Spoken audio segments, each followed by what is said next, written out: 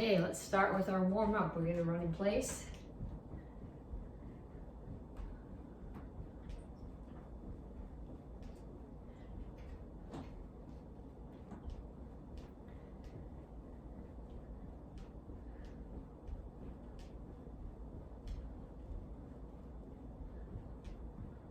I suppose you don't have to run in place. You could run laps around the downstairs of your house too. It's just, and punches, this is the only room in the downstairs that's actually sort of warm, so I'm gonna stay here. Punches, keep your feet moving, keep your hands up.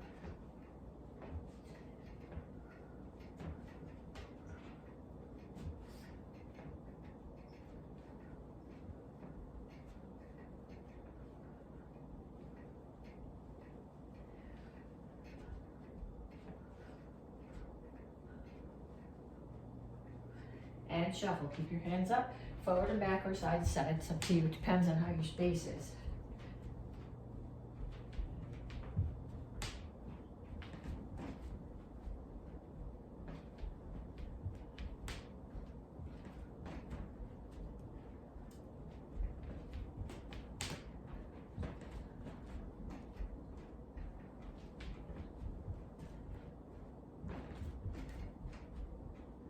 And knees. Make sure the standing one stays bent.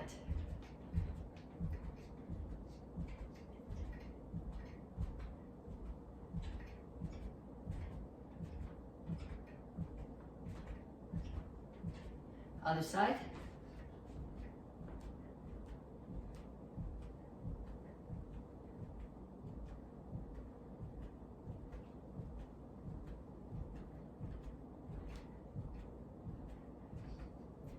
And ladder steps.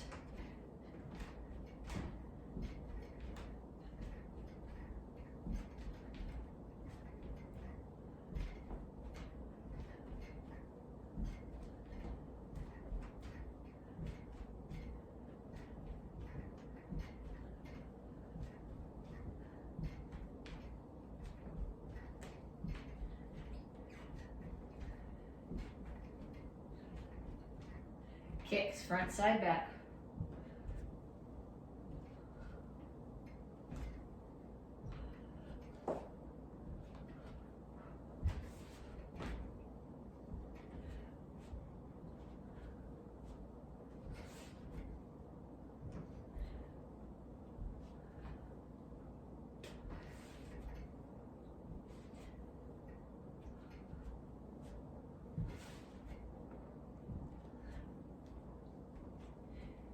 And time. Check your heart rate. If you're not at least at 120, do that at least one more time. 2 more times would be better. So run in place, shadow boxing, shuffle, knees, ladder steps, kicks. 1 or 2 more times. Get a drink if you need it, then come on back to me to stretch. Okay, reach up. Reach straight out.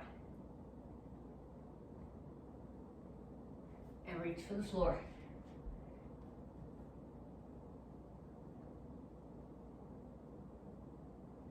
Over to one side, grab your ankle, pull your chest to your knee.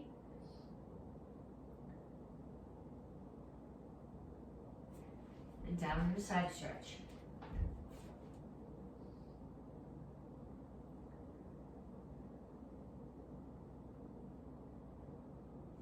Turn. Stretch your hip flexor.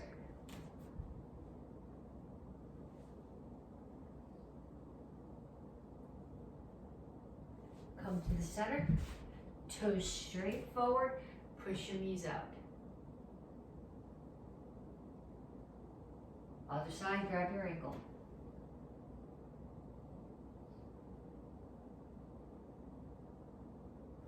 Down into side stretch.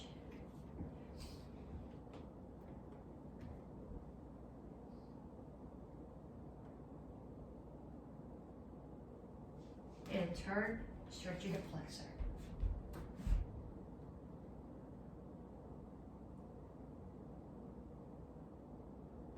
Have a seat.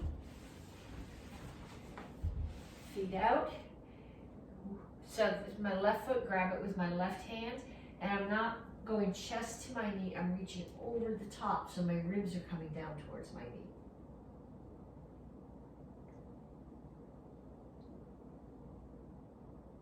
And then same thing on the other side.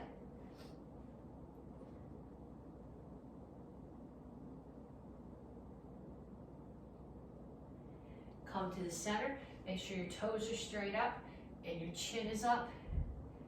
Reach your elbows to the floor.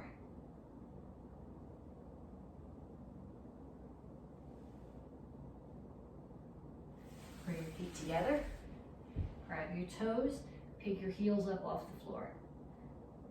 This is a hamstring stretch. If you can't get your toes, at the very least, pull, if you can't grab them, pull them back as far as they'll go.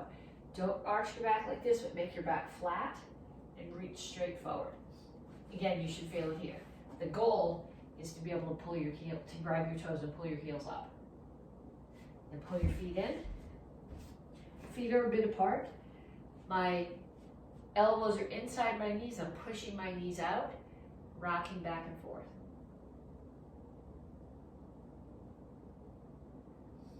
And then put your hands on the floor and straighten out your legs. And up. Okay, so we're gonna start with squat and lunge. So step out, squat, lunge, squat, lunge.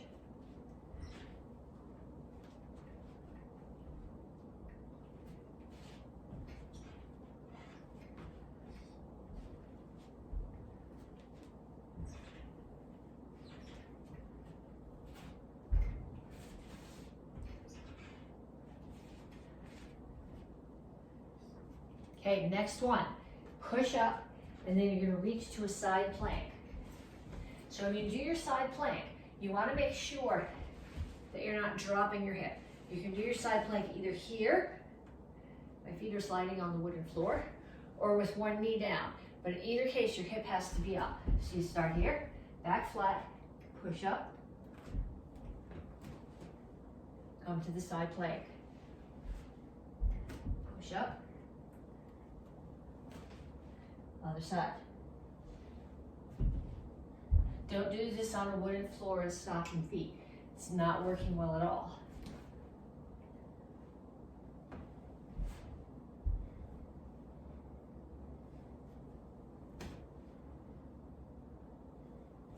And the last one I want you to do, you're gonna lay flat on your back, legs are flat out, hands are up. My head isn't on the floor. It never touches, just my shoulder blades. Hands aren't going behind my head, they're not going towards my legs, they stay here. And I just sit straight up.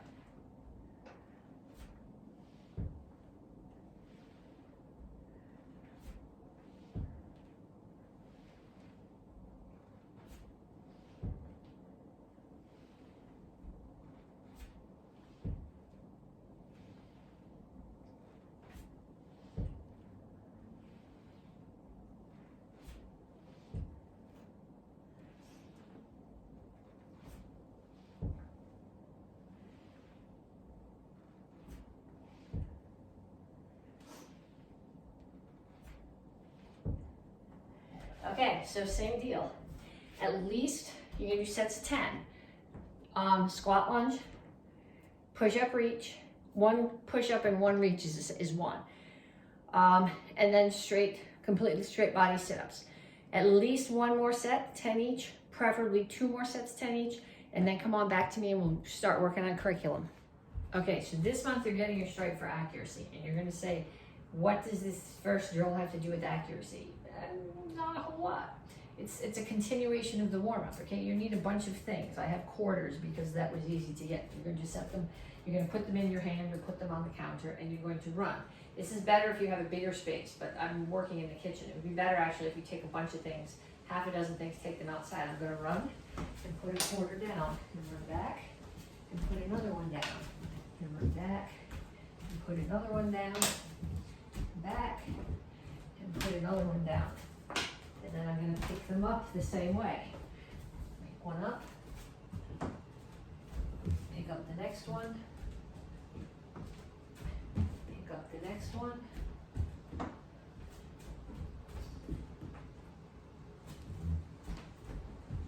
pick up the next one. Okay, so I want you to do that 3 or 4 times. And then if you're turning in this video for credit, I want you to tell me or show me what things you put down and picked up for your warm-up. Okay, then the next part of this is roundhouse kicks. We're working on accuracy. Okay, so when you do a roundhouse kick, the standing foot has to be turned away. Okay, if you want to hold on to something while you do this, that's fine. While we're working on the breaking down the pieces. Standing foot's turned away. The foot that you're kicking with, your knee is pointing towards the target. So your hips are open here. They're not pulled in this way. You're here and you kick and put it down. So what I'd like you to do is 5 on each side. And I want you to put your foot down in between everyone. So that was 1, 2, 3, 4, 5. And then on the other side, make sure your standing foot's pointed away and your knee is pointing at the target. 1, 2, 3, 4, 5. Okay, then we're gonna change it to slide up. So you're gonna slide up, and when you slide up, that gives you the opportunity to turn your standing foot away from the target. Slide up, keep going till you run out of space. That's about all I'm gonna fit in here before I run into the camera, then I'm gonna go back. Slide up, slide up. Then we're gonna do a back leg roundhouse kick. Now, this one takes a little bit more focus, a little bit more thought to accurately turn your foot. It's hard to get your foot from the chamber all the way around. I find if I'm doing a back leg roundhouse kick, it's easier to turn my foot halfway before I even chamber. Then, as I come through the chamber, I can turn my foot the rest of the way. So turn your foot. If you were a dragon, if your kid was a dragon, think. Turn the foot, roundhouse kick. Turn the foot, roundhouse kick. Then I'm going to go back the other way. Turn the foot, roundhouse kick. Turn the foot, roundhouse kick. Okay, then for the next part of this, you need 2 partners would be perfect, but if you've only got 1, that's okay. They're going to offer you targets, okay? So if you're working with 2 partners, one's going to be on this side of you, and one's going to be on this side of you. And I'm going to step, and I'm going to kick this partner's target. Then, with my back leg, I'm going to kick this partner's target while that partner moves down. And I'm going to kick their target, and kick the other partner's target. If you've only got 1 partner, they're going to offer you targets like this or like this, and you're going to chase them down. Back leg roundhouse kicks, all the way down, fast as you can go. As many as you can fit in each direction. I want you to do at least 20 total. And then I want you to trade jobs with your partner, because if they're holding for you, it's courteous to hold for them too. Okay, since we're working on accuracy this month, we're gonna go through forms and talk about targets. Okay, so we're gonna start off with basic form 1, which is the white belt form. Okay, this is, we say this is a stylized way to practice a fight. And yes, but when you're going down, you're not going to assume that somebody's throwing a kick and then you throw a punch and then you throw another punch and throw another punch. Somebody's throwing a kick. You block the kick and throw a punch, and then in a self-defense situation, you might do 14 more things to make them stop bothering you. But we practice it the way that we do in the form so that you burn those motions into your muscle memory. So if you need them for self-defense, you don't have to think about them. They're just there. You know what you need to do. Okay? But you need to know what you're hitting. If you're not practicing the techniques correctly, they're not going to do you any good when you need them. So we start here. We're going to step in and block a kick. I could be blocking a kick, or I could just be, if someone is getting too close to me, stepping in and throwing a hammer fist into the inside of their knee so they don't get any closer to me. And then I step and punch to the solar plexus. Same thing on the other side. I could be blocking a kick, or somebody's getting close, hammer into the inside of the knee. Solar plexus. Block or knee, solar plexus. 1, 2, 3. Okay. My personal thought on interpretation for a 3/4 turn is if I'm over here and somebody's throwing a kick there, I'm just going to step away and block. I'm not going to do this whole turn. So what I tend to think about for this 3/4 turn is that I got here, I punch this guy, I'm going to reach around, grab his ear, do my 3/4 turn, throw him on the ground, and drop my knee and punch, which is not exactly the way the form goes, but in my mind, for self-defense point of view, that makes a lot of sense. Okay, then I'm gonna go back the other way, just like we did before. Side of the knee or block a kick. Side of the knee or block a kick 3 times to the solar plexus. Reach around, grab the guy's ear, 3/4 turn, throw him on the floor, punch. Then I'm gonna come back, block, or strike the inside of the knee, and punch. Okay, so that is the white belt form. If you are a white belt, you're practicing that. You're practicing that probably not 1,000 times today, but at least 10 times or a dozen times. We don't call them basic forms because they're easy. We call them basic forms because they're the basis that everything else you do is built on. So the more times you do these, the easier it is for you to move forward and back in Chimbochashi. The easier it is for you to do a 3/4 turn without having to think about it. Because if you have to think about it when it's time to defend yourself, you're not going to be defending yourself anywhere near fast enough. Okay, so now everybody else, orange and up, we're going on to basic form 3. Okay, so the main reason for the first move is to get your head out of the way of the punch that's coming at you. The block is just to make sure that the punch doesn't come any closer. Then I'm going to step in, punch the solar plexus. Same thing on the other side. Get your head out of the way, catch the punch. Step in, solar plexus. Just like we did with basic form 1. This can be a block for a kick, or somebody's in my space, I'm going to hammer to the inside of the knee. Punch. The reason that we say we're punching uphill a little bit is because we say we're punching into the armpit of someone who's the same height as we are. And if you actually hit someone in the armpit, there's a lot of nerves and blood vessels there, and you damage them and it dead ends the arm. However, if they're a lot taller than you and you reach underneath and punch their armpit, they're going to come right over the top and punch you in the head. So you may want to rethink this as they're coming straight on and you're hitting them 3 times in the solar plexus. Either one of them is legit. Okay? Then, a couple of options here. Same deal. I can get my head out of the way, or like I did with basic form 1, I can do a throw. Here what I'm doing, instead of throwing them on the floor, I'm throwing and taking my weight back away and stomping on them. Okay? I don't necessarily even have to do the punch. And then, other side. And a lot of these interpretations aren't carved in stone. Do it with a partner. See what makes sense. Turn, block or strike. 3 punches. 1, 2, 3. Then I can either block punch, or I can throw. Step and punch, and then same thing on the other side. Okay, so if you were an orange or a blue belt, you're doing that form at least 10 or 12 times. If you are in the advanced class, we're going to do the same where the targets are with peeing on oigan, but we're going to finish up the form too. So, just like at the very beginning of basic form 3, the stance is to get your head out of the way. So get your head out of the way, and then grab the hand, pull them in, punch the solar plexus. Then I relax. And somebody on that side grabs my hand, and I pull it away. And then that person who I just pulled away from, they're going to throw a punch at my head. I'm going to get my head out of the way and block, pull them in, punch.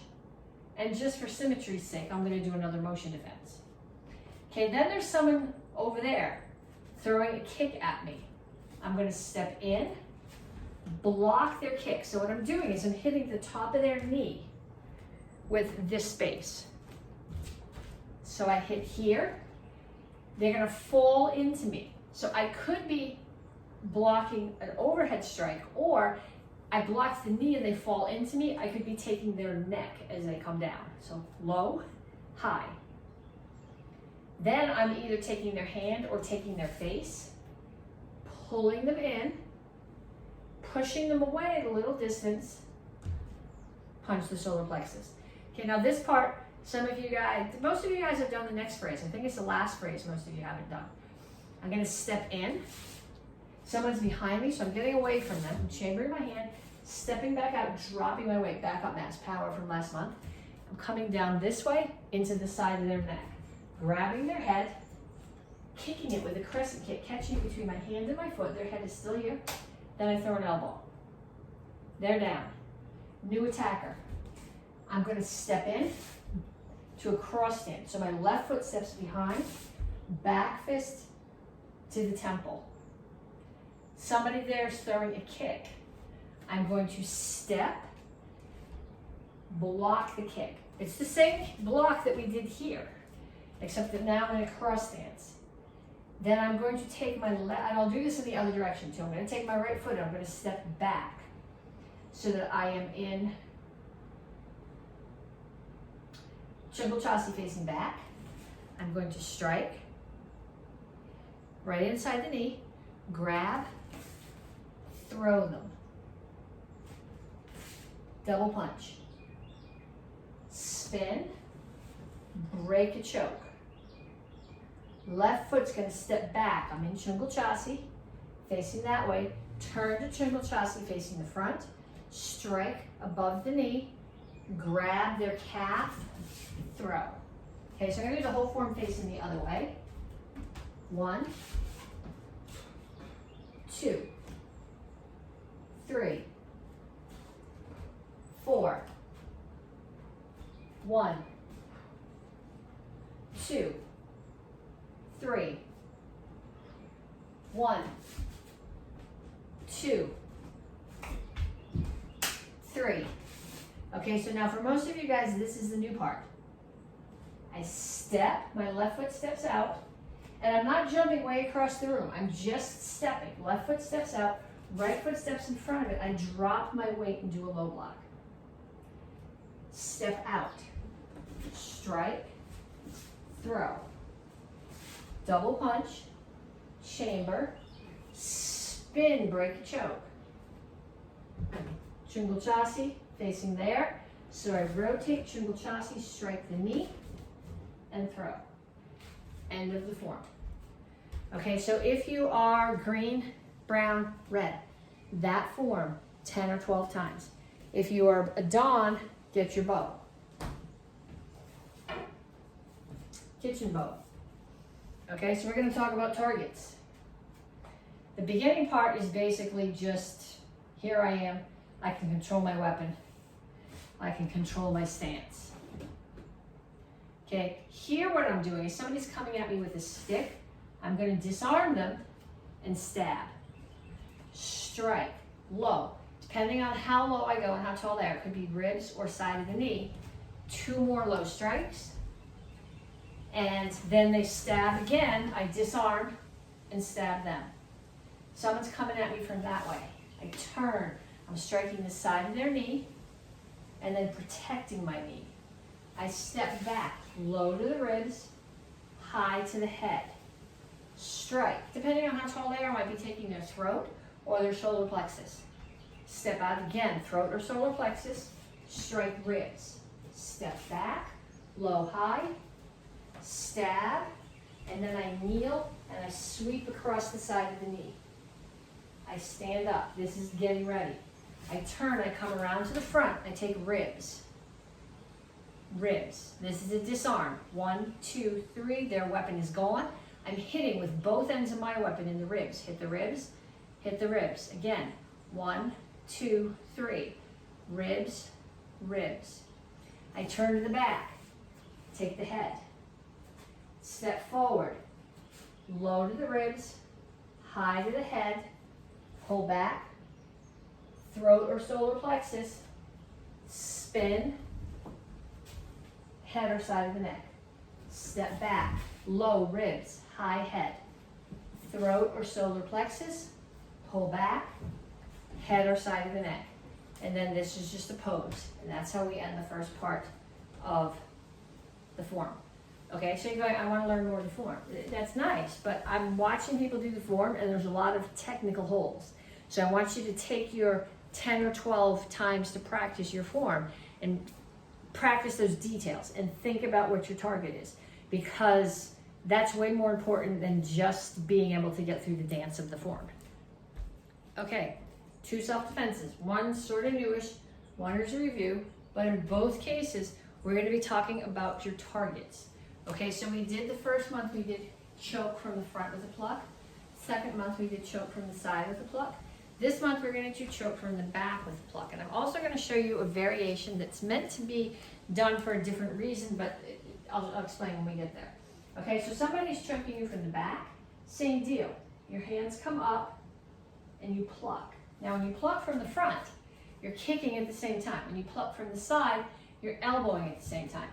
When you're plucking from the back, you don't have quite, you might be able to throw a heel kick to the groin, but it's more important that as you pluck, you turn and attack.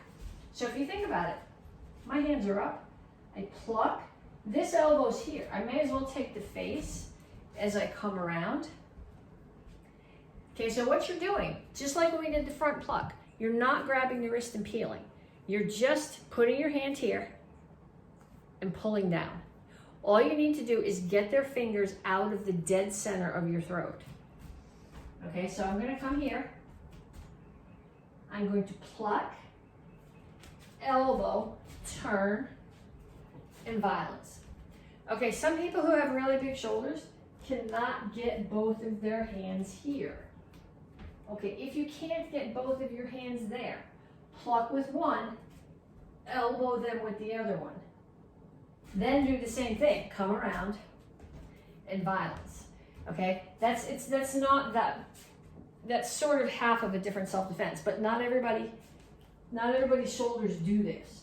So if your shoulders, if you can get your hands up here, pluck, spin, use the elbow, it's there anyway. Attack, violence. Okay, if you can't get both arms up, pluck with one, elbow with the other one. Same thing. Okay, and then we're going to go back to a wall choke from the rear. Okay, can you see me against the wall here? Well, okay. So what makes this work is the wrist lock. So somebody got me against the wall here. I got to bring this arm up. See this contact that I'm making between my ear and my elbow? That's what you need. This isn't going to work. If you can't get your arm up that high, bring your arm up as high as it'll go and then drop your head. But you got to have your ear touching your arm or it's not going to work.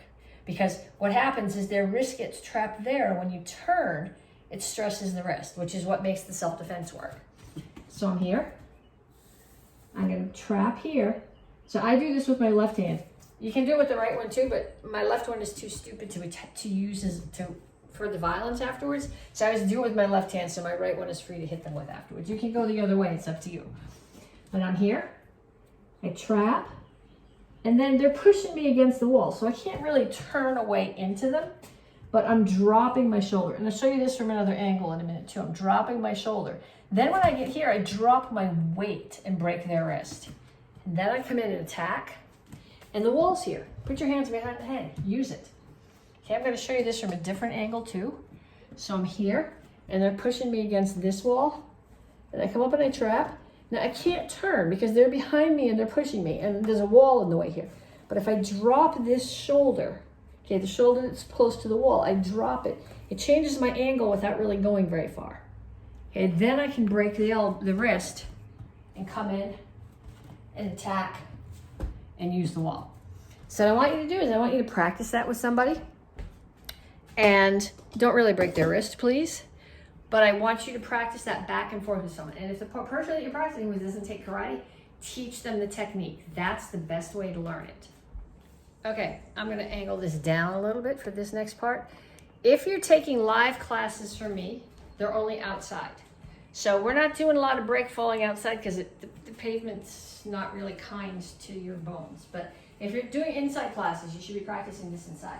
But the point of break falling is that if you get knocked down in a fight, if you trip over the curb, if you fall off your bike, you want to be able to land without getting hurt. So we're going to work today just on a back break fall. So you're going to start here. And when you do a back break fall, your butt hits the floor first, then your back hits next, and your hands hit last. Your head never hits the floor. That's the whole point of doing this.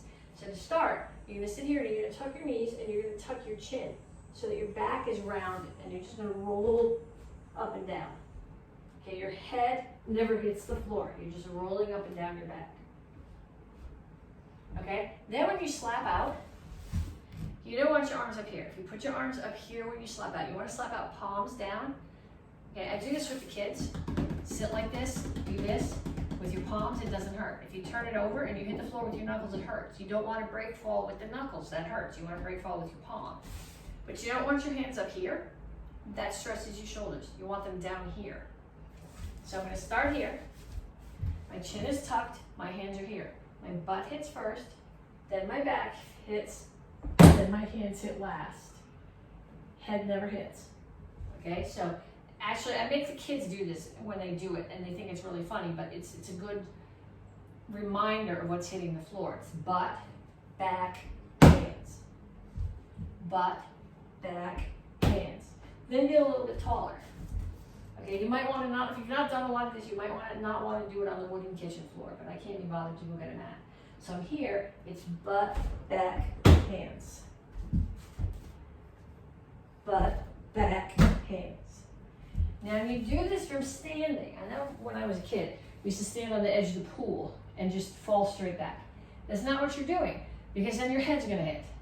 Your butt still wants to hit first. Butt, back, hands. Okay, you want to resist the urge to do this, because if you step back, then when you drop down on your butt, you're getting this knee caught in here and it's going to get hurt. So you want your feet here, butt, back, hands. When you're doing it at speed, you might bruise your tailbone a little bit, but it's still better than splitting your head open on the pavement. I want you to practice that. Ideally, you would practice it like on a mat or on the rug or out in the grass. Kitchen floor is not ideal, but that's where I am. But I want you to do 10 times, rolling up and down. Then I want you to do a bunch seated and at least a bunch from a squat. If your brain's going, when I ask you to stand up, going, no, the floor's too far away. If you're not ready for that yet, don't stress about it. But you're gonna have to be able to do it eventually.